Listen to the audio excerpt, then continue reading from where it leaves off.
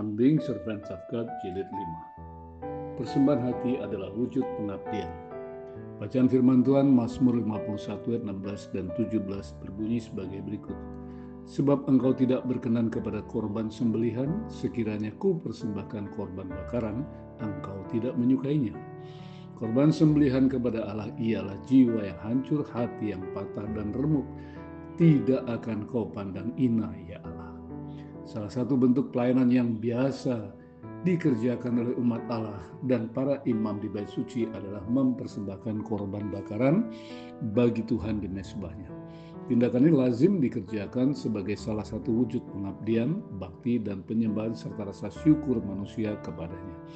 Seperti yang dilakukan oleh Nuh dalam kitab Kejadian 8 ayat yang ke-20, Jitro mertua Musa bersama-sama dengan tua-tua orang Israel. Keluaran 18 ayat 12, demikian juga yang dilakukan oleh orang-orang muda dari bangsa Israel. Keluaran 24 ayat yang ke-5. Membawa korban persembahan dan mempersembahkannya kepada Allah adalah merupakan wujud bakti kepadanya.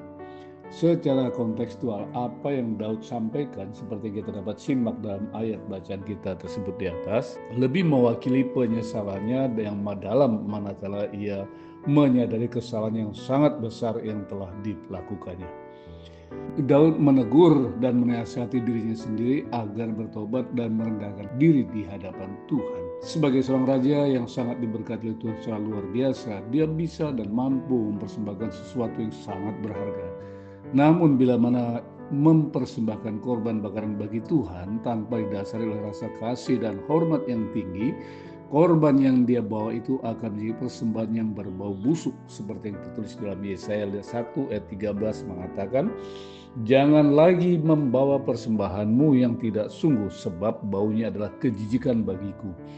Kalau kamu merayakan bulan baru dan Sabat atau mengadakan pertemuan-pertemuan, aku tidak tahan melihatnya karena perayaanmu itu penuh kejahatan. Persembahan yang berkenan bagi Tuhan adalah jiwa yang hancur, hati yang patah dan remuk, seperti yang tertulis dalam Mazmur 51 ayat 17. Persembahan atau zivchei menurut konteks Alkitab bukanlah sesuatu yang bendawi atau materi yang diberikan kepada Tuhan. Akan tetapi suatu persembahan bagi Allah, yaitu makhluk hidup yang disembelih. Jadi diawali dari makhluk hidup yang dibunuh, selanjutnya hidupnya dijadikan sebagai persembahan bagi Tuhan. Ini melukiskan yang seharusnya dilakukan oleh seorang yang ingin mempersembahkan korban sebagai bakti pengabdiannya kepada Tuhan. Hal ini menyiratkan bagaimana dia harus kehilangan kehidupan pribadinya atau mati bagi dirinya sendiri dan menyerahkan hidupnya bagi Allah sebagai korban persembahan seperti yang dikatakan dalam Roma pasal 12 ayat yang pertama. Karena itu saudara-saudara, demi kemurahan Allah, aku menasihatkan kamu supaya kamu mempersembahkan tubuhmu sebagai persembahan hidup yang kudus dan berkenan kepada Allah. Itu adalah ibadahmu yang sejati. Jiwa yang hancur merupakan kondisi hati, batin, dan jiwa seseorang yang benar-benar remuk disertai oleh rasa penyesalan yang sangat dalam oleh karena menyadari keberdosaan dirinya. Hatinya menyadari bahwa kesalahannya sedemikian rupa menjijikkan di hadapan Allah. Dengan rasa malu yang sangat hebat, si pendosa ini merasa betapa dirinya tidak layak untuk berhadapan dengan kekudusan Allah. Mazmur 51 ayat 9 mengatakan, sembunyikanlah wajahmu terhadap aku, hapuskanlah segala kesalahanku. Dosa tidak hanya menyebabkan keterpisahan kita dari Allah, tetapi juga menyebabkan kekeringan dan kegersangan batin yang sangat hebat, seperti tersurat dalam Mazmur 42 ayat 2.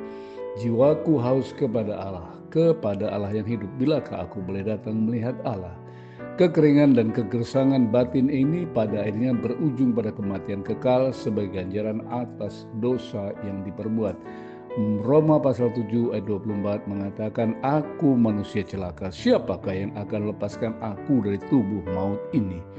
Saya tutup dengan 3 closing statement. Yang pertama, persembahan yang berkenan bagi Tuhan bukanlah sekedar materi, tetapi hati yang siap melayani dan mengutamakan Tuhan setiap hari.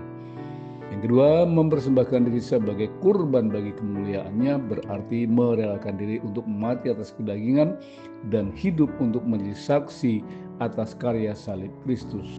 Closing statement yang terakhir atau yang ketiga, bentuk pengabdian yang berkenan kepada Allah adalah membaktikan hidup ini sepenuhnya bagi sesama yang mencari jalan kebenaran dan hidup, yaitu Kristus. Tuhan Yesus memberkati.